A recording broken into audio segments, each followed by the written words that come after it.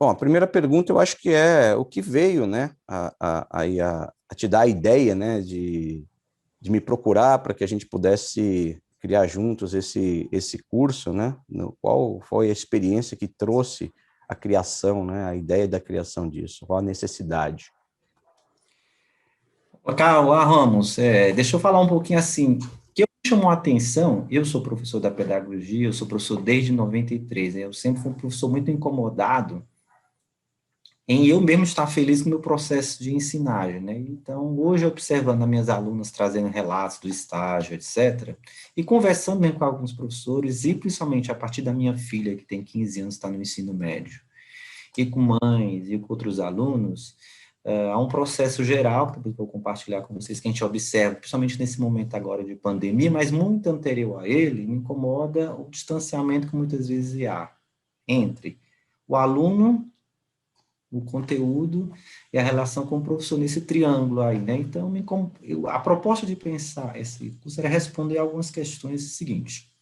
A experiência, como já diz o filósofo antigo, né, é uma lanterna que você leva na mochila, mas o teu cérebro é algo que é a luz, que ele precisa ser desenvolvido. Então, eu pensei assim, os benefícios, nós pensamos aqui, dessa questão de colocar robótica, games, para os professores, responde a três necessidades. O próprio professor, né, dele se colocar sempre em posição de aprendiz, entender que ele também sendo desafiado, sendo motivado, ele se desenvolve, ele responde através dessa aprendizagem em si mesmo, conseguir pensar novas formas de trabalhar seu próprio ensino, ligado à sua matéria, atende às questões das 10 competências pensadas pela BNCC, né, são pregoadas, e com certeza ele vai conseguir trazer novos processos para que o aluno se engaje, participe, através dos desafios que ele vai propor da própria aula, né? Então,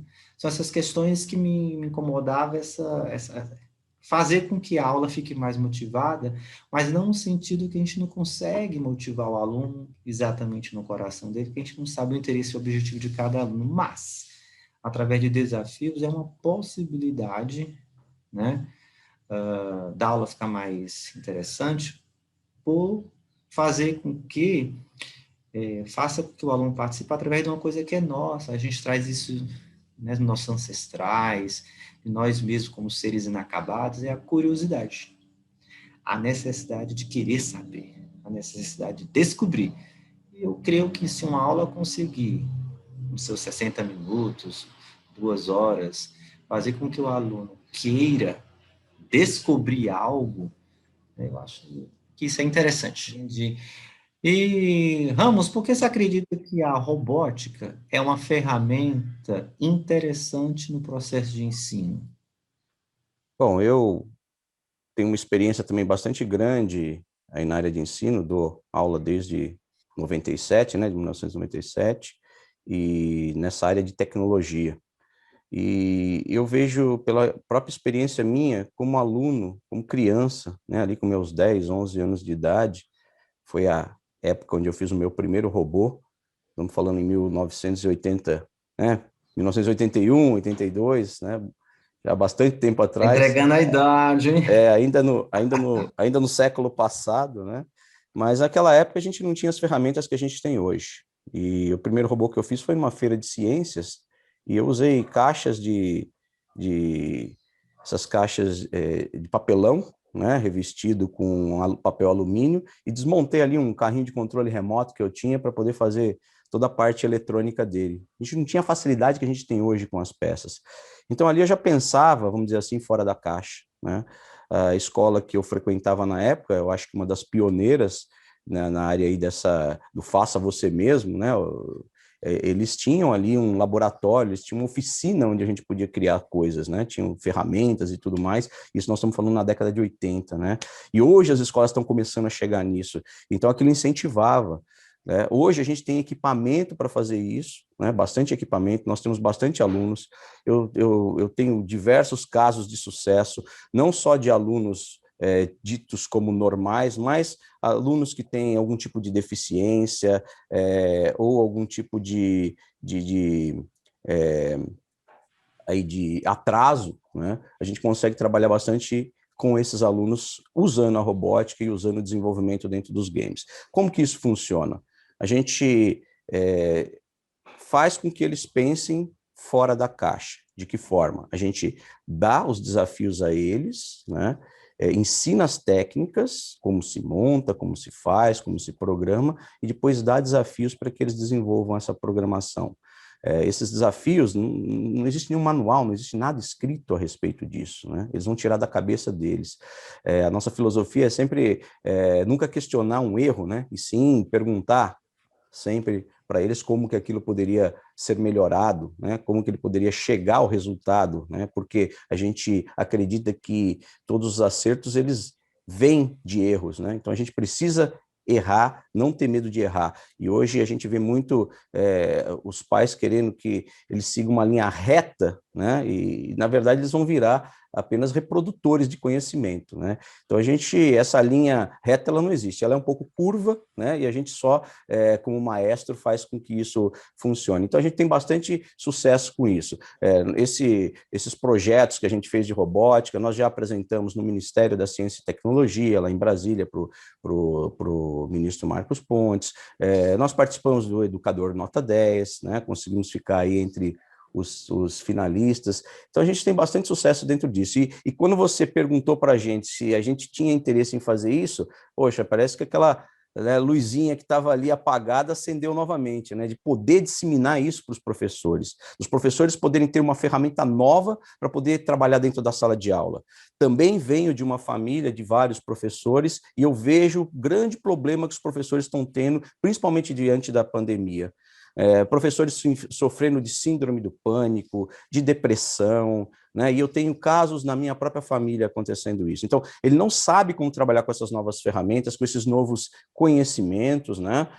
Como desenvolver esses novos conhecimentos. As escolas não estão preparadas para isso nesse momento, elas estão tendo que improvisar de última hora, né, para poder continuar tendo os alunos, porque como que uma escola pode pensar em inovar se ela precisa manter, né, ela precisa se manter aberta, ela precisa continuar dando aula, ela não pode perder alunos, então ela não está tendo tempo nem de preparar isso.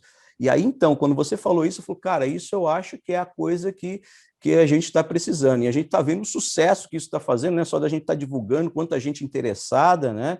É uma pena que a gente não pode atender todo mundo, a gente vai ter que fazer isso aí devagar, Seleção, né? É verdade. Selecionando os primeiros que estão inscritos, e daí talvez criando uma segunda turma, uma terceira turma, não sei, mas eu acho que é por aí, né? Então, a importância da robótica hoje, da gamificação, é uma forma de eu pegar essas ferramentas que essas crianças têm, né, e fazer com que elas possam aprender as matérias da escola baseado em conhecimentos práticos da vida. Interessante eu te fazer uma pergunta, Ramos, que muitas vezes os professores, porque nós somos professores, a gente tem umas certas crenças, e aqui a gente pede para os professores um pouco aí, diminuir um pouco a sua crítica e ouvir, se abrir para ouvir, para depois analisar e fazer a sua síntese, né? O que é o pensar fora da caixinha? Que muitas vezes o professor ele acha que só porque ele já preparou a aula dele, ensinou, eu já estou ensinando o aluno a pensar fora da caixinha. Muitas vezes está repetindo aquilo que ele já faz, os exemplos que ele já se utiliza, o modo de operar, como ele já funciona ao longo do tempo, ele já acha que já está fazendo o aluno pensar fora da caixinha. Quando eu vejo a minha filha, exemplo, né, estou fazendo uma pesquisa agora relacionada no meu segundo pós-doc sobre o tédio na sala de aula. E é claro, o tédio está por uma questão realmente agora, você falou, no momento que ninguém sabia, a maioria das escolas não sabia o que era aula remota. Estão tendo que correr atrás, estão tendo que agora aprender a dar suporte para os professores, que muitas vezes os professores partiram na frente sem as escolas saberem o que fazer, cada um foi se virando.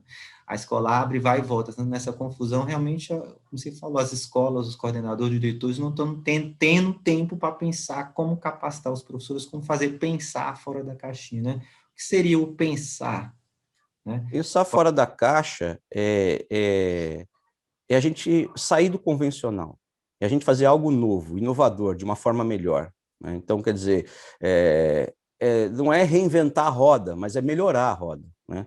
Às vezes o cara acha que pensar fora da caixa é reinventar a roda. Reinventar a roda é você perder um processo, um tempo, né? Um processo que já foi feito, ele já existe. Então, eu vejo muita escola hoje tentando falar, eu preciso colocar esses novos conhecimentos, a robótica e tal, mas eles não sabem como fazer isso. Então, eles tentam criar uma nova forma de fazer. E existem muitas formas já sendo feitas. Essa parte de transformação da robótica do game, ela surgiu aí no final da década de 90. Né? Então já existe muita coisa criada dentro disso. Né? Você tem aí os líderes de mercado, né? Que a gente não vai falar marcas aqui, mas que são os que hoje dominam, né, no mundo inteiro e são muito caros para que a gente utilize aqui, mas a gente tem os alternativos também que criaram de plataforma livre. A gente gosta, né, do software livre, a gente gosta da plataforma aberta, que é a forma de eu poder aprender e eu mesmo criar os meus dispositivos e criar os meus inventos em cima daquilo. Hoje de manhã, por exemplo, né, eu estava aqui lendo na internet algumas reportagens, eu também sou um aficionado dos jogos antigos, aí dos videogames antigos, coleciono e tudo mais, e eu estava vendo uma reportagem sobre o Ralph Baer, que foi o criador do videogame, né? De repente o cara sentado num banco, ele era um técnico em televisão, né? Conhecia bastante a parte de televisão profundamente, isso nós estamos falando na década de 60, de repente, sentado num banco, esperando um ônibus, ele começou a pensar, né, naqueles códigos de barra que tinha na televisão, e ele falou, e se eu pudesse movimentar isso, eu pudesse criar um jogo com isso, usar a televisão de uma forma diferente. Pronto, ali estava inventado o videogame. Né? Então, alguém pensou fora da caixa. A televisão não foi feita para isso, ela tinha sido feita para mostrar, como nós estamos fazendo aqui, imagens, reportagens e tudo mais. E, de repente, ele pensa, poxa, se eu ligasse um aparelho na televisão e as pessoas pudessem se divertir de uma forma interativa, né? E isso na década de 60, quando ninguém falava em nada disso. Então, isso é o pensar fora da caixa, é eu olhar aquilo e falar, poxa, como que eu posso fazer, né, com essas ferramentas que eu já tenho, não é criar ferramentas novas. O cara falou hoje de fazer robótica, ele fala, pô, peraí, eu preciso comprar equipamentos caríssimos, preciso de computador, eu preciso disso, eu preciso daquilo. Não, eu posso fazer robótica com um pote, eu posso fazer robótica com uma garrafa PET, né? Eu posso ligar algumas coisas ali, lâmpadas, luzes, motores, e ali eu já tenho algum dispositivo funcionando. Né? Na verdade, a robótica ela vai além disso. Né?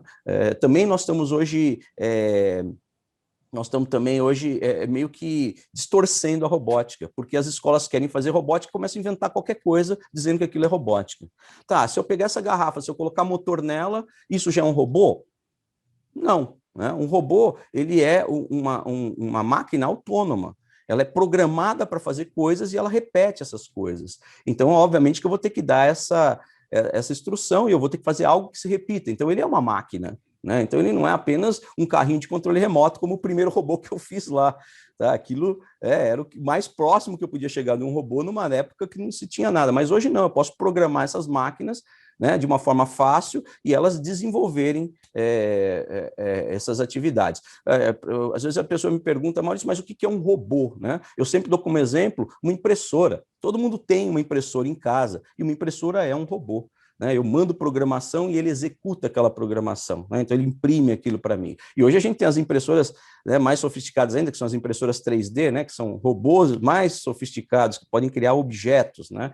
Então, imagina que a gente está criando objetos em casa, a gente está criando dispositivos, está programando esses dispositivos, estamos falando da internet das coisas, estamos falando que a gente integra essas coisas hoje, o celular integrado com a geladeira, integrado com a televisão, integrado com o carro, né? E o cara está ali com giz de cera na lousa, né, tentando chamar a atenção daquela criança que tem todos esses aparatos, né? Ela está ali no carro assistindo lá o Netflix, aí ela chega, entra para casa, joga para a televisão para continuar assistindo, e o professor está tentando empolgar ele com aquele giz, né, na lousa. É complicado. E é interessante você coloca, Ramos, essa figura que você colocou do inventor do videogame. Assim que você estava falando, me veio uma referência, o Isaac Newton também lá sentado debaixo de uma árvore, joga uma maçã, ou seja, como é que o pensamento é formado? Que nem o ar, ó.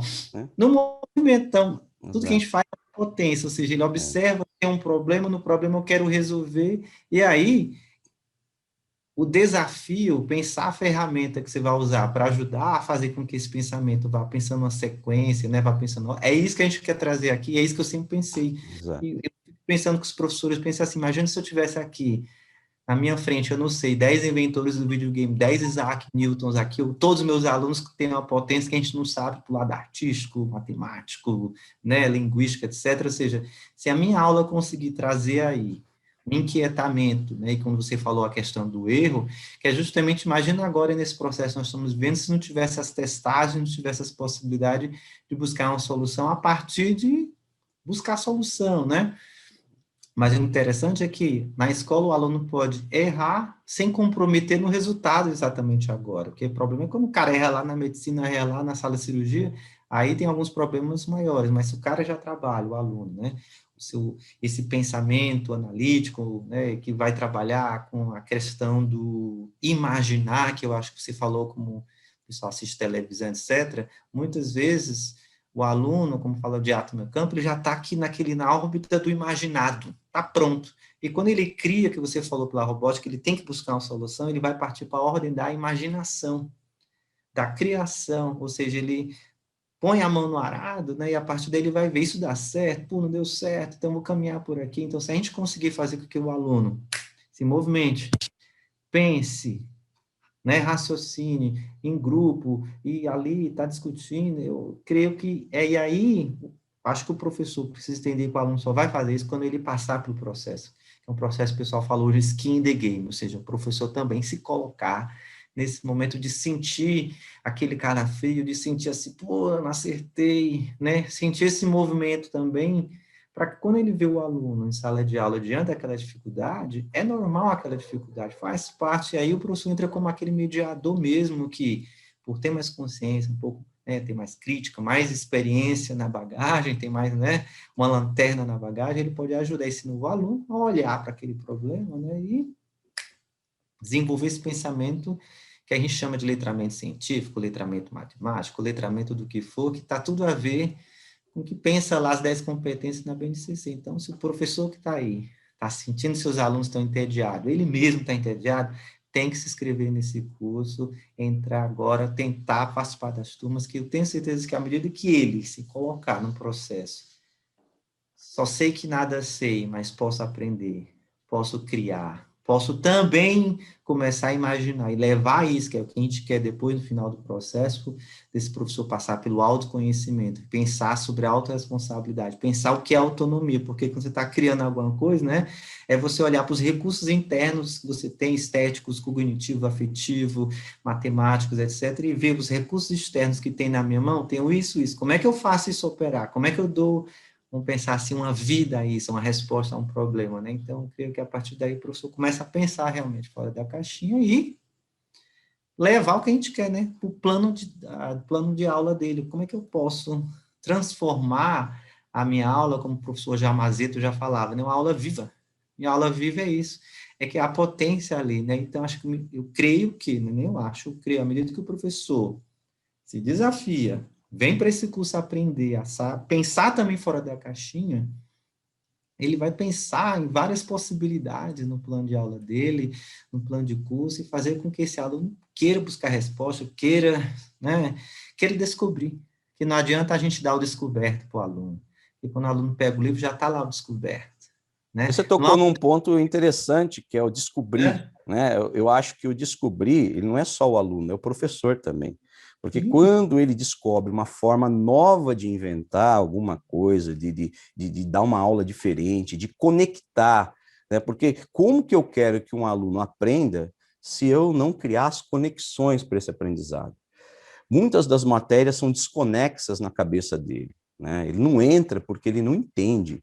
Eu só entendi matemática na minha vida quando eu, mexendo com o computador, que sempre desde pequeno fiz isso, numa época que o computador não tinha nem cursos, né? A gente tinha que pegar livros em inglês e ficar ali digitando, e eu queria fazer curvas na tela do computador, não existia interface gráfica como hoje, eu queria fazer curva na tela do computador, então eu tinha que saber o que era cosseno, arco cosseno, tangente, com 11 anos de idade. E eu aprendi isso. E quando eu fui, né, ali na época lá para o segundo grau, né, e comecei a aprender essas coisas do segundo grau, aquilo era muito fácil para mim, porque eu enxergava o que aquilo fazia. E é isso que a gente quer fazer com a gamificação e com a robótica, é fazer o aluno enxergar o que essa matéria faz. E aí faz sentido para ele, senão ele vai falar, mas para que eu aprendo uma equação de segundo grau? Isso não serve para nada. Isso é uma parábola, para que serve ela? Quer dizer, então assim, se ele entender para que aquilo serve, da onde aquilo vem, né? Imagina eu aqui com engenharia, quanto que se usa disso, né? Com aparelhos que medem ondas, isso e aquilo, e a gente entende esse tipo de coisa. Então, quer dizer, eu tenho que conectar na cabeça dele. Não faz sentido, as coisas fazem sentido. Hoje os alunos aprendem sozinhos muitas coisas pela internet, né? A gente não pode mais virar a página, isso é irreversível. A internet tem todo o conhecimento da humanidade lá. O professor tem cada dia mais ser um maestro, né? Ensinando ele a aprender, né? Não imputando uma matéria dentro da cabeça dele sem uma conexão. Então, obviamente que a gente tem a matéria obrigatória, ela tem que ser colocada na cabeça dele, mas a gente tem que colocar isso dentro de um contexto. E isso não é feito em praticamente nenhum plano de ensino. Então, eu coloco aquilo, o professor, poxa, da minha família eu vejo muito isso, o quanto se esforça, às vezes um sábado, um domingo, que a gente está ali num churrasco, o professor, né, sai ali de lado, fala, olha, eu preciso preparar a aula para segunda-feira, todo empolgado, fazendo apresentação de PowerPoint, digitando coisa no Word, e aí quando ele chega lá na segunda-feira, ele dá aquela aula, ele vem desmotivado, porque, sabe, os alunos não estavam nem aí, ou estavam olhando no celular, ou fazendo uma outra coisa, e não chamou a atenção deles. Então, por que isso? Porque ele não conseguiu se conectar. Então, como eu fazer isso? Como eu me conectar? É isso que a gente quer ensinar através desse treinamento que a gente vai fazer. E outra coisa que é importante, a gente não vai fazer só um treinamento, a gente vai dar também aí para você uma assessoria depois do treinamento. Isso que é mais importante, porque você falar, né? A gente ouve um monte de treinamento, um monte de gente falando, como a gente está falando agora aqui, e beleza, é bonito, mas e agora? Como é que eu aplico isso, né? Então a ideia é ajudar a aplicar também. Entendeu? Então, assim, se você é escola, é professor, é coordenador, é diretor de escola, poxa, vamos trazer isso para a equipe, vai ser bom para todo mundo. Qualquer professor que entra na sala de aula sabendo a matéria que ele precisa dar, como ele vai dar essa matéria, uma aula bem programada, ele entra com um sorriso de um lado ao outro. Toda vez que ele é preciso ele improvisar, né, porque ele não consegue atingir aquilo, isso estressa. Então, por que a gente não conseguir fazer isso? Então, esse eu acho que é o tópico que a gente vai abordar dentro desse tipo de coisa, né? Como fazer isso? E aí vem a parte do treinamento, né? Me fala um pouquinho como é que é essa parte aí de fazer esse coaching, né? De treinamento da cabeça desse professor, né? Como que a gente vai trabalhar isso dentro da cabeça dele?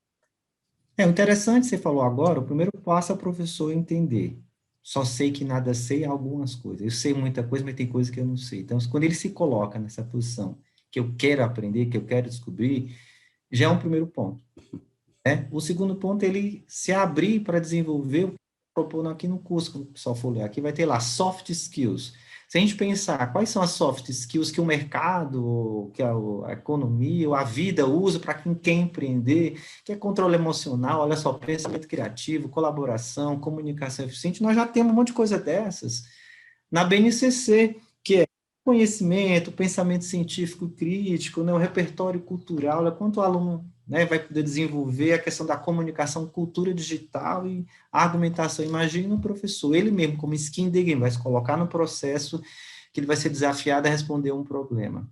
Então, ele tem conhecimento técnicos dele, mas agora ele vai ter que desenvolver novas soft skills, ou seja, são habilidades, né, que tem a ver com ele mesmo, né, com a sua frustração, com esse desafio, com esse medo. Eu acho que como técnico de futebol, como técnico de basquete, de esporte, a questão se continuar a trabalhar a determinação, a persistência, né, o foco, nós, professores, precisamos continuar fazendo isso, que uma vez tendo isso despertado novamente, e nós, que o jogo exigisse, ele não pode parar enquanto ele não construir, ou seja, a criação dele, que vai emanar uma disposição para resolver o problema, né, se ele não conseguir, né, quando ele está lá desenvolvendo, ou seja, ele está lá junto, então ele consegue ver nele aquilo que quando ele estiver com o aluno, com aquela dificuldade, com aquela, vou desistir. Não, você não vai desistir. É possível fazer, busca outro caminho, sai do labirinto, pensa dessa forma, né? Então, eu creio que essas questões do professor ser motivado. Eu acho que falta muito nas escolas isso, o apoio ao professor a fazer o trabalho. Muitas vezes nós somos cobrados, você falou, o cara está no sábado de tarde, domingo à noite, o cara, quando ele escuta aquela musiquinha, para aqueles que ficam na televisão, aquela musiquinha, é fantástico, bate um desespero. Eu vejo as minhas ex-alunas me ligando, que elas ficam desesperadas, uma ligando para a outra pelo zap, me manda atividade, ela quer algo pronto, apenas para poder encher a quantidade de atividade que precisa, aparece na cabeça do professor, ocupar o aluno, né? Porque o aluno tem que ficar em atividade, mas que bom que ele tem que ficar em atividade, mas que sejam atividades de que ele trabalhe o pensamento, que o pensar seja ali provocado o tempo todo, e esse pensar mexe com as emoções. Mexe com as emoções, mexe com as ações. Então, se nós conseguimos criar aí, né, na lógica do plano de aula, a partir do professor, crenças potencializantes de valor, né, de construção, acho que eu acredito que nós vamos estar criando um ciclo um ciclo virtuoso de criação. E se nós tivermos no Brasil professores criadores, professores que vão trabalhar a criatividade, a inteligência, né, junto com seus alunos, você pode imaginar, imagina um grupo de alunos agora, 2021, os professores trabalhando essa criatividade e inteligência. Esses alunos continuam por 15 anos. Quando eles saem do sistema, imagina a quantidade de pessoas que nós vamos ter pensando fora da caixinha, solucionando o problema, quer seja numa ONG, quer seja na sua comunidade, no seu trabalho, empreendendo na sua vida profissional, desenvolvendo novos projetos. Você pode imaginar a pujança que nós vamos ter nesse Brasil, simplesmente porque nós criamos aulas mais inteligentes, mais criativas, formamos alunos mais criativos, mais inteligentes, porque ninguém se torna criativo e inteligente depois que sai do ensino médio. Ninguém tem autonomia depois, né, a mãe abre a porta da casa, agora vai, você tem autonomia. Não, é um processo criado agora, como você falou, o aluno está na escola, tolhido, tem que fazer sempre aquilo, repete sempre aquelas mesmas coisas. Como é que eu espero que essa pessoa que não criou, que não exerceu muita criatividade, que não exerceu muita criação, que não errou bastante na escola e teve um processo de coach de ser ajudado a acertar, motivacionado, Na verdade, né? ele é punido, né, por errar, né? Ele é punido na prova. Eu errei, né? Eu sou Como é que eu punido. espero desse Eu tenho sujeito medo de errar. atitudes, né, atitudes colaborativas, proativas, altruístas, criativas, inteligentes, se nunca, em 15 anos, ele não formou isso? É possível? Bem, é até possível que, graças a Deus, o aluno não fica só na escola, ele tem outras mediações na vida, mas a escola, que é o grande marco para muitos alunos, que não tem outra possibilidade de desenvolver o cérebro por desafios, por questionamentos. Se nós, a escola, conseguimos pegar o que emana ali na BNCC, no plano de aula, nele também, que também se o professor tiver com tédio, né? Se o professor não está disposto a fazer, está culpando, porque meu coordenador não me apoia, meu diretor não me apoia, o presidente não me apoia, tá, tudo isso pode atrapalhar, mas se eu tiver na minha cabeça, na minha aula, que eu vou fazer isso, dá para fazer com que minimamente isso aqui seja feito em cada aula minha, o conjunto de aula, o conjunto de possibilidades criativas, eu acredito que até o professor sai mais satisfeito da aula dele, porque, né, consegue movimento. Acho que o pensamento é isso, é movimento. Vamos lá, vamos criar. Acho que a partir disso o professor terá um novo despertar. Então, acredito que ele passando por processo aqui do nosso curso, agindo, ferramenta, criando, depois sendo motivado, né, através da proposta do nosso trabalho, depois ter o desafio de implementar isso no plano de aula, e em grupo, depois a gente criar um grupo de colaboração, de um pode pensar, todo mundo se ajudando, nesse processo pós-curso, eu acredito que uma vez isso aprendido, o cara faz sozinho, o professor consegue. Não vai ser mais um desespero para ele ao ouvir a música do Fantástico. É fantástico. Ele vai falar isso mesmo. É fantástico, porque amanhã eu vou Botar em fazer ação.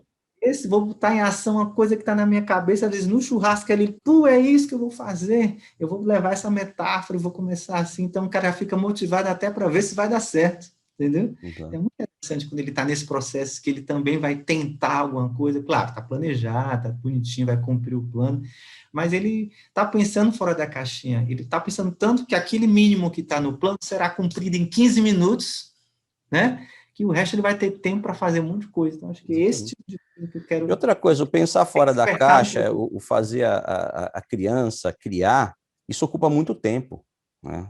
É Oh, difícil você fazer isso em uma aula. Você propõe uma atividade dessa, você precisa usar várias aulas. Quer dizer, você já tem matéria para várias aulas. Você então, planejou uma aula que vai durar por 2, 3, 4, porque eles não aprontam isso da noite para o dia, né? Então você tem um trabalho ali que você trabalha. E outra, você estimula trabalho em equipe, né? Hoje, cada vez mais, eles estão isolados, né, com seus celulares na mão, com seus videogames, na televisão, nas séries. A gente já começa a isolar a criança quando ela nasce. Primeira coisa que a gente dá na mão dela é, né, o celular ali para falar. Quantas vezes eu já não vi isso? Acabar a bateria do celular, o cara fala, tem que ir embora da festa.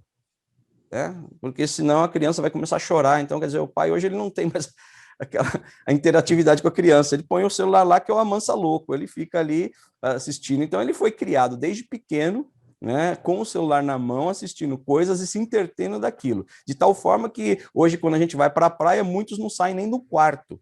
Né? Então, você está na praia e a criança está dentro do quarto, né? Ela acha que se ela ficar desconectada por algum minuto, ela já está perdendo a vida dela. Então, como é que ela vai se conectar dentro da escola? Como é que eu vou falar para ela, olha, você não usa isso? Agora, e se eu falasse para ela, você usa isso durante a aula? Só que eu vou te ensinar como você usa isso. Você vai buscar isso. para mim isso. Você está Eu entendendo? Você vai sempre, achar uma forma de fazer isso. Então, estão todos ali conectados, trabalhando em grupo e achando soluções para problemas como a nossa sociedade está tendo que fazer hoje. Nós nunca fomos desafiados nas últimas ó, décadas tanto quanto nós estamos sendo desafiados hoje. Nós estamos tendo que mudar toda a forma do mundo de viver, né, de reinventar empregos, de reinventar fontes de renda, de reinventar vacinas e tudo mais, para que a gente possa sobreviver. Né? E todos estão fazendo isso, desde do médico que está tendo que descobrir novos medicamentos, novos tratamentos, né? Profissionais que estão tendo que descobrir novas formas de trabalhar, de ganhar sua renda. Então, isso tem mais do que nunca tá dentro da sala de aula. A própria sala de aula está dessa forma. Então, como não tá. fazer isso? Você falou em duas coisas interessantes que eu acho que o pessoal ouve bastante falar, e eu gostaria que você frisasse um pouco mais a diferença disso. Né? A gente fala sobre soft skills e hard skills, né? O que seria isso, né? Para quem ouviu falar, mas não sabe o que é. O hard skill é aquela competência técnica que você aprende. Digamos, o professor de matemática ensinou lá geometria, o aluno aprende a fazer um cálculo. Ok, aprendi isso, é o hard skills, né? Muitas vezes, quando você faz até um curso técnico, um curso de redação, você vai aprender isso a trazer um produto. Soft skill é o que que eu aprendi, o que que eu aprendo fazendo isso que eu estou fazendo. Então, eu olho para mim, eu olho para fora, a questão da autonomia, eu começo a pensar, né? A empatia, o que que isso me implica? Domino esse cálculo matemático. Ok. Então, quando eu tiver em grupo, na solução de um problema, eu faço uma transposição, né? Desse conhecimento para a vida. Então, só que está na vida, aí vem uma questão muito importante, né? Que esse conjunto de habilidades de soft skills, são habilidades de inteligência, você vai combinar com aquilo que todo mundo fala hoje, mas de uma forma, às vezes, muito rala, e através de um jogo como esse que a gente está propondo, que a pessoa desenvolve, que é a inteligência emocional. Porque imagina uma pessoa que tem que criar algo, responder o problema, e lidar com o erro. Como ela que lidou com o erro? Mesma coisa o cara tá fazendo. Eu vejo a minha filha quando ela tá fazendo cálculo matemático, ela não consegue, ela pega o livro e faz assim, não, desiste. Cansei. Falei, não, filha, vem cá. Vamos, respira, vamos lá. Tá. Como é que você responde quando, né, o desafio? Então, é a pessoa buscar. A gente humano, a gente faz sempre isso quando a gente estava desde lá na selva, quando a gente precisava sobreviver, a gente buscava segurança, né, sobrevivência, e a gente precisa, para poder responder aos desafios, precisa de quê? De serenidade, precisa de sanidade, precisa de sobriedade, seriedade para a gente chegar à sabedoria. Então, o soft skills é isso, é você pegar esse conhecimento técnico que eu sei, eu vejo quantas pessoas são inteligentes, têm muito conhecimento técnico, mas fracassa na vida, porque não sabe lidar com os fracassos. E a gente tem que aprender, desde a escola, a trabalhar com esse tédio, essa frustração, esse medo. Então, eu acredito que quando eu crio, imagina como você se sente quando você acerta, quando você se sente competente. Olha o senso de valor, porque eu fiz uma coisa que ali, exatamente como o seu cachorro que você tem em casa, ele também age no tempo e espaço. A diferença de nós para os animais que agem no tempo e espaço também é que nós entregamos valor naquilo que fazemos. Quando eu falo valor, há uma ética ali. Ou seja, eu estou fazendo isso por bem ou por mal? Isso melhora, isso desenvolve, isso prejudica. Ou seja, se nós pensarmos que as nossas intervenções, qualquer espaço que nós habitemos, em casa, na rua, no trabalho, na praça, tem um impacto social, tem impacto emocional na vida do outro. Então, isso é soft skills, é você trabalhar essa inteligência, essa sabedoria, é no momento de estar em silêncio, é o momento de agir, é o momento de ter uma prontidão, é o momento de recuar. Então, fazendo esse trabalho como você está propondo aqui da robótica, a pessoa faz e olha assim, não deu certo, e se eu tentar isso? Mas às vezes sozinho ele não faz, ele pergunta para o colega do lado, e aí, como é que você acertou? Faz assim. As crianças realmente se comunicam um com a outra.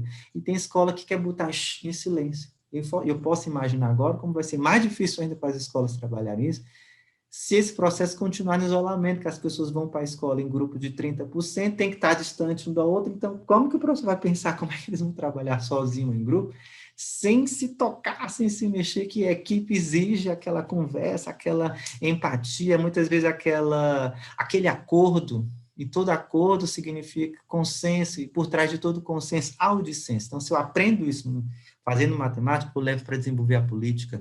Quando eu estiver lá na reunião para decidir uma coisa, então eu trago esse conhecimento técnico, é o hard skill que eu aprendi em aulas, eu posso aprender a fazer tais coisas em 10 minutos. Eu posso, um professor, fazer um plano de aula em tantos 5 minutos. O problema é, o que eu quero? Para quê? Né? Qual é o impacto disso? É soft skills, é a inteligência, e a inteligência ela vem aí, não só pela sua capacidade de assimilar, mas também de verificar como isso vai se dar no grupo. Acho que a grande riqueza desse curso que a gente está propondo aqui, que eu acho que você já fazia muito bem, eu também, só que a gente une forças pensando na problemática, é esse professor olhar assim para a questão pura. E ele precisa trabalhar a inteligência emocional dele. Quantas vezes o professor, como você falou, tem aquela ideia brilhante, planejou algo, terminar a aula dele sentindo fracassado. Nossa, meus alunos não quiseram nada. Porque ele não partiu deles. Ou seja, será que o cara quer jogar? Ele quer jogar esse ping-pong comigo? O ping-pong, a peteca, só faz sentido se os dois jogarem. Eu preciso aprender a me conectar com ele primeiro, né? Não adianta isso.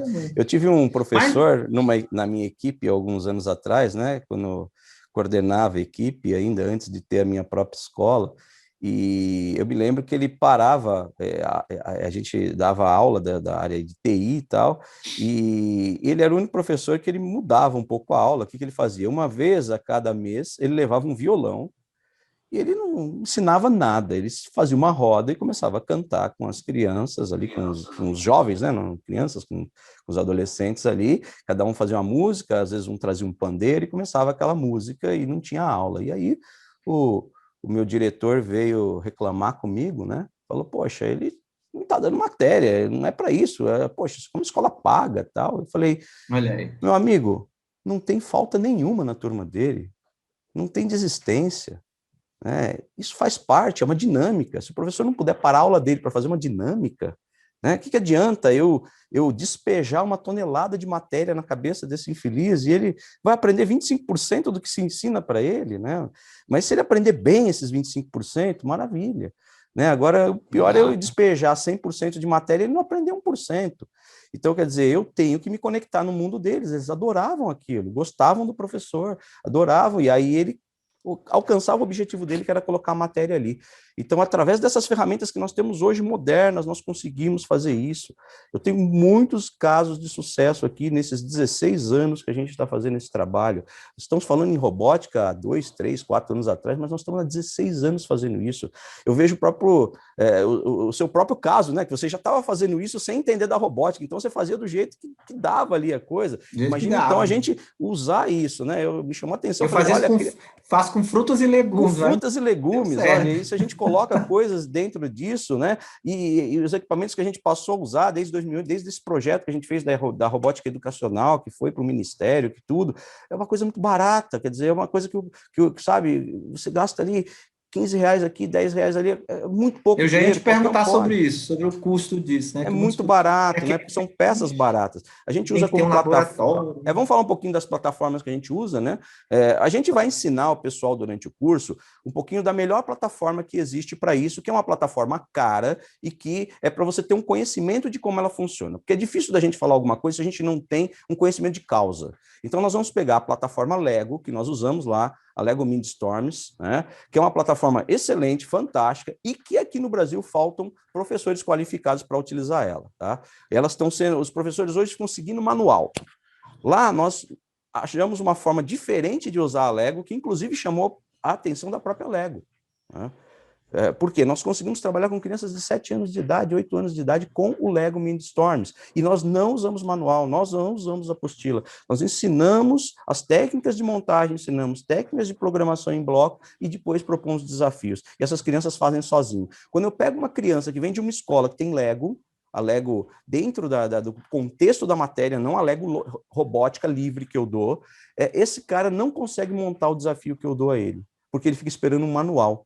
Quer dizer que o professor segue manual e o aluno segue manual tal qual é a matéria. Então, quer dizer, isso não atinge o objetivo, né? Ele atinge, vamos dizer assim, né, em partes, né, mas não atinge o objetivo da profundidade que a gente quer, que é dele sozinho criar. Não existe dois robôs iguais na Multischool. Os robôs, eles são sempre diferentes. O mesmo desafio tem 2, 3, 4 robôs diferentes, porque cada equipe cria o seu, da forma dele. E um, às vezes, é melhor num ponto, o outro é melhor em outro. Tanto é que nós fazemos até a competição, no final do ano, nós sempre temos uma competição que é a batalha de robôs. Então, eles criam os seus robôs, né, dentro daquilo que eles aprenderam e vão criar dispositivos para poder ganhar e vencer do outro. Então, assim... Interessante, Ramos, que você falou aí do manual, ou seja, quando o manual vem pronto, realmente chega para a gente sem sentido, mas quando eu sei a lógica do manual, porque eu também crio, por isso que a gente segue, o manual ele só faz sentido se ele for uma bússola para me mapear, olha, tem um buraco ali, então você precisa desviar, então a pessoa também desenvolve essa lógica. É interessante pensar sobre isso, que através do que você está falando, o Lego, dos jogos, o manual vai começar a fazer sentido porque a pessoa começa a compreender, mas ela não fica preso àquilo, ela sabe que aquilo há um sentido, há um para quê, né? A Lego nós usamos bastante, ela usamos até hoje, né? Mas ela sempre me incomodou pelo custo dela. Ela é muito cara, hoje um kit completo custa cerca de R$ 6.000, né? Agora com o dólar deve ter até mais, né? A última vez que eu cotei era isso. E nós lá usamos 10 kits para ensinar. Cada kit é usado por 4 alunos, até 4 alunos, mas isso me incomodava, porque as peças são caras na reposição, né? Então, eu vejo muitas escolas que têm, já fui convidado para várias escolas aí para formar equipe, para ajudar, e eles estão com esse equipamento dentro de um armário fechado a 7 chaves, porque é caro, não tem reposição, difícil a reposição. Aqui nós estamos com ela sendo dominada por 2 representantes também que não querem nem mais vender, eles querem colocar em consignação. Né? Então, quer dizer, você não consegue usar um equipamento desse. Então, qual era a alternativa? E você me colocou esse... Oi, só deixa eu fazer intervenção só. Minha filha, ano passado, comprou um kit de 7, foi 1.000 e pouco. Por conta da pandemia, eles não saberem fazer online, ela passou o ano inteiro a caixa fechada, não usou e perdeu. Não usa, então. E aí, o que acaba acontecendo? Você não tem material disso na internet. Engraçado que tem material de tudo, mas você achar material de Lego, nego ensinando Lego, é a coisa mais difícil do mundo. Você tem nego colocando projeto lá, pronto, mas ensinando é muito difícil. É até difícil para mim, quando eu preciso repor algum professor, né, achar um cara, às vezes eu sou obrigado a pegar um aluno, treinar esse aluno ali para poder aprender a dar instrução, né, porque é difícil você encontrar, né, não tem. Alguns dos poucos lugares que a gente encontra aí são, às vezes, ex-alunos aí que tiveram no Senai, alguma coisa assim, aquele sistema S5, que ali eles trabalharam bastante. Mas aí nós trouxemos como alternativa o quê? A plataforma Arduino, que ela foi desenvolvida na Itália para ser uma plataforma de eletrônica barata. E nós estamos falando de uma placa que custa R$ 35, com sensores que custam R$ 5, R$ 10, R$ 12. Então, quer dizer, eu monto um kit inteiro, né, por, sei lá, R$ 150, R$ 200, que eu posso trabalhar com várias crianças, né? E essas crianças podem comprar isso através do mercado digital aí, comprar essas peças, né, através de Mercado Livre, eBay, AliExpress, né? Muito mais barato até. Então eu posso ter em casa, eu posso usar isso na minha casa. E essa que é a ideia dela. E outra, é plataforma aberta. Eu não preciso ficar pagando royalties. Então, eu posso desenvolver e melhorar ela. Foi o que nós fizemos. Nós pegamos essa plataforma Arduino em 2018, melhoramos ela e lançamos uma startup de robótica educacional durante a Campus Party, que é o principal evento de tecnologia que a gente tem hoje. Vou dizer até que quase no mundo, porque a Campus já é mundial, ela acontece em vários países, né? E aqui no Brasil, em São Paulo. E nós fomos escolhidos como startups fazendo isso, né? E aí tive a honra, inclusive, de, em 2018, substituir o meu grande guru aí, que é o Steve Wozniak, na principal palestra da Campus Party, na sexta-feira, né? E o cara ainda mandou ali uma mensagem para a gente falando, poxa, olha, vocês são os meus heróis, né? Então, quer dizer, ele é o primeiro cara que começou mesmo ali pensar fora da caixa, que criou o computador, e de repente o cara chegar e falar, pô, isso que vocês estão criando é um pensamento que eu tenho lá. Então, assim, isso que nós estamos falando não é um pensamento do século XXI. Esse é o pensamento que começou no século XX, que fez nós chegarmos com a tecnologia que nós temos no século XXI e que está sendo esquecido. Se a gente não estimular essas crianças, esses jovens a pensar dessa forma, nós não vamos ter a invenção de um outro dispositivo como o computador, de um outro dispositivo como o celular, smartphone, porque nossa geração inventou isso. Agora nós precisamos da geração próxima, deixar de ser usuário, passar a ser, né, criadora. Então, é isso que nós temos que trabalhar. E nós nunca tivemos ferramentas tão boas para fazer isso como nós temos agora. Então, essa é a ferramenta. E a última ferramenta que nós vamos usar, que são os jogos, né, os videogames, né, também com plataformas abertas. A gente cria o raciocínio lógico na cabeça. Né? O raciocínio lógico, para quem não sabe, ele é diferente do raciocínio humano. O raciocínio humano, ele parte da falta de lógica até. E isso faz com que nós pensemos fora da caixa. O raciocínio lógico, não. Né? Ou é sim, ou é não. Ou é verdadeiro, ou é falso. Ou é zero, ou é um. Né? E dentro disso eu tenho que criar um raciocínio, uma inteligência artificial, o que desafia mais ainda o cérebro da gente. Então, todos esses dispositivos que a gente vê funcionando hoje, eles funcionam por causa do raciocínio lógico. E a gente chama eles de inteligentes.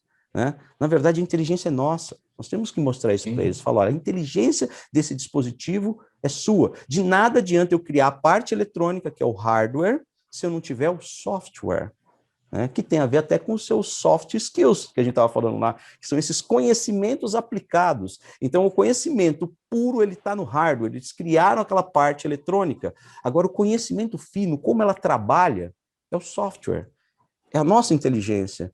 Então, o que o computador faz, que chama a atenção daqueles que são os leigos, é a inteligência de alguma pessoa ou de algumas pessoas que criaram aquilo. E é isso que a gente quer que eles entendam na aula, que essas ferramentas podem ser utilizadas e devem ser utilizadas para que eles consigam aprender e aprendam de forma diferente. Se um aluno, na matemática, usar uma fórmula diferente daquela que o professor ensinou, mas chegar no mesmo resultado, ele está certo ou ele está errado? Esse foi um desafio que aconteceu comigo lá atrás, quando eu era aluno ainda do ensino médio. Né? Você recebeu um belo X, né? Está errado. O desenvolvimento que eu tive no computador, a forma que eu aprendi a resolver os problemas matemáticos no computador era diferente daquela que estava escrita no livro, mas o resultado era o mesmo. Primeira consequência disso, o professor achava que eu estava colando na prova, porque a fórmula não estava sendo aplicada da forma que ele fez. E depois, com o tempo, ele percebeu, né, porque eu fiz na frente dele diversas vezes, que ele me chamava ali, e percebeu que a minha fórmula era correta, era uma outra forma de abordar, uma outra forma de pensar, uma outra forma de raciocinar, mas que chegava no mesmo resultado que ele queria ali. Tá? Então, o que era isso? Era um erro ou era um acerto? Né? Então, é isso que eu vejo, né, que eu briguei a vida inteira por ter feito isso sozinho ali, e que as crianças possam fazer isso também, que elas possam ser estimuladas a descobrir coisas novas. Porque daí nós vamos ter novos Albert Einstein surgindo, que, aliás, era um cara muito ruim da matemática, né? Todos nós sabemos disso. Então, imagina quanto bullying ele sofreu por causa disso, né? Porque você não vai ser nada! Você não vai está ser errado. nada. Eu, professor, conheço, mas você não. Né? E hoje os professores ensinam aquilo que ele fez, né? Então, quer dizer, por que não? Né? Quantos Albert Einstein né? tem por aí? Então é interessante, tem uma história que quando o Einstein estava aqui no Brasil, aí estava passeando no Rio de Janeiro e não sei qual era o cientista que estava do lado dele, anotava tudo que acontecia, né? Aí o Einstein pergunta, mas por que você anota tudo? Aí o cara falou, anoto tudo que daqui pode surgir alguma ideia. Aí o Einstein falou, para mim só me ocorreu uma. No sentido assim, ele descobriu várias coisas, mas ele fez a descoberta. A descoberta, é assim que funciona. Anotar muito a quantidade. E outra coisa que a né? gente nunca pode esquecer, né? Vocês estão assistindo também não pode esquecer, que a descoberta é algo aleatório. Ninguém fala, eu sento nessa cadeira porque agora eu vou descobrir alguma coisa, né? Muitas descobertas, aliás, a grande maioria delas surgiram de erros, surgiram de coisas que às vezes o cara queria fazer algum dispositivo e acabou surgindo outro por causa daquilo, né? Vamos dar veio aqui na minha cabeça agora o isopor, né? O isopor foi algo inventado sem querer, né? E quanto nós usamos isso, né? Hoje, né? E é interessante justamente na criação, o aluno perceber isso, o professor perceber, né, que no caminho que ele estava fazendo a criação dele, aconteceu algo, ou seja, o professor, se ele estiver fazendo essa atividade conosco, ele descobrir esse novo que ele criou, é incentivar isso no aluno. E aí, né, na hora que for para o processamento das anotações, do encadeamento, do que ele criou, é isso, né? E eu acredito que isso ajuda bastante. Eu queria até pensar assim numa imagem metafórica que um professor que estiver olhando para esse curso agora, não, gente, se você está entediado, está difícil, observa que os alunos estão travados, imagina um cadeado. Ele só precisa de uma chave, para abrir. E muitas vezes, se não abrir, você quebra. Então, acho que vir aqui aprender o Arduino, aprender essas atividades que nós vamos propor, não é a gente dar resposta para a sua vida, é você se descobrir, fazendo autoconhecimento, essa autonomia, tendo a sua autorresponsabilidade, ou seja, chega de culpar os outros, chega de culpar alguém porque a minha aula não é boa. Não, eu vou descobrir aqui mecanismos. Agora, claro, se você tiver mais recursos, outras coisas para fazer, pode ser bom, mas você pode ali ter a sua autorrealização junto com os seus alunos. Acho que se o professor conseguir aprender isso no curso, e aí sim levar para o plano dele de aula, em grupo, depois coletivamente pensar, então esse professor vai ter desenvolvido sempre isso nele, essa sua própria motivação para continuar sendo professor, porque eu sempre falo assim, né? Uma frase que eu sempre ouvi do meu professor de pós-doc, professores até da graduação, falavam comigo, quando o aluno está preparado, o mestre chega. Mas quando o aluno está bem, bem, bem preparado, o mestre some. Então, acho que fazendo essa metáfora aí é justamente o aprender a descoberta, né? Bom, para a gente encerrar, né, quais são as suas expectativas para isso? A gente está aqui, né, os dois estão ansiosos e estão, né, com essa vontade, vendo a repercussão que isso está dando, né? Qual é a sua expectativa para essa primeira turma? A expectativa é que você que está indeciso aí, já clica aí, já se inscreva, participe. A minha expectativa é que você venha com muita vontade de querer aprender, se colocar no skin the game, de se colocar na posição de aprender, de errar, de raciocinar e depois levar isso, o que isso tem a ver com a minha aula, com o meu plano, de que forma eu vou integrar, e a gente junta aí, desenvolver essas soft skills, integrar isso, aquilo que você já faz de bom, potencializar, e você mesmo pensar na seguinte pergunta: o que eu aprendo fazendo o que eu estou aprendendo? O que implica? Quais são as novas intervenções que eu vou fazer? E a minha expectativa é que você clique aí, se matricule já. Você vai estar num curso excelente, numa escola excelente, em Moscou. Clica aí, se informa. Estamos aqui para ajudar a você a potencializar aquilo que é imponderável. É isso aí, pessoal. Eu espero que vocês tenham gostado aí desse bate-papo que nós fizemos aqui, um pouquinho para explicar qual é a ideia nossa, né? Acho que tem muita coisa bacana aí que vai surgir nisso. A minha expectativa é aprender com vocês também, né? Também. E a troca de ideias, né? esse networking é muito importante. Imagine que não é só o que vai acontecer no curso, mas o que vai acontecer após o curso, né? Esse grupo que vai se formar, né, onde você pode trocar essas mensagens, essas ideias entre cada um de vocês, né, o que vai fazer com que vocês consigam botar em execução toda essa teoria, né, e esse pouco de prática que a gente vai fazer. Então, você vai conseguir executar isso e trocando essas ideias, né, surgem novas ideias, né, todo mundo pensando fora da caixa. Agora, você vai estar conectado com um monte de gente que, como você, quer aplicar isso e não sabe como aplicar, né? Então, juntos nós vamos descobrir como aplicar isso melhor, né? Então, usando aqui o meu conhecimento todo desse na área de tecnologia, de robótica, de games, esse conhecimento todo na área de treinamento, né, do professor, da pedagogia, isso vai ajudar muito no seu desenvolvimento. Então, como falou aí, ó, se inscreva, né, manda mensagem, ainda temos algumas vagas para essa primeira turma, né, aqueles que não conseguirem, nós vamos formar uma segunda turma, né, não sei agora quando, mas vamos estar aí, deixa lá compartilha isso, manda para um colega, né, e eu acho que vai ser bem bacana. E para finalizar, né, Ramos, eu acho que os benefícios do curso, imagina você aprender Lego, Arduino, robótica, utilizar-se de ferramentas de motivação, de automotivação, de coach, ter um grupo depois, que é onde nós vamos se apoiar pós-curso para pensar plano de aula e você transformar seu plano de aula, eu acho que o valor do curso é maravilhoso. Então, é pensar no que você pode potencializar naquilo que você já faz e deslanchar, destravar. É isso Vem aí. para cá, se inscreve aí, estamos aqui para te apoiar e crescer juntos com você. Obrigado pela participação e pela ideia, né, para que a gente possa fazer, e a gente agora vamos nos ver no curso. Esse curso ele vai ser feito online e também presencial. Para aqueles que estão próximos ali de Osasco, né, vão poder estar aí presencial, e para aqueles que estão em qualquer parte do Brasil, ou até hoje nós estamos dando curso para Angola, Moçambique, então, quer dizer, pode estar em qualquer outro país de língua portuguesa também e participar dele, tá bom? Nós vamos ter um prazer em poder compartilhar isso, de certa forma, até mundialmente.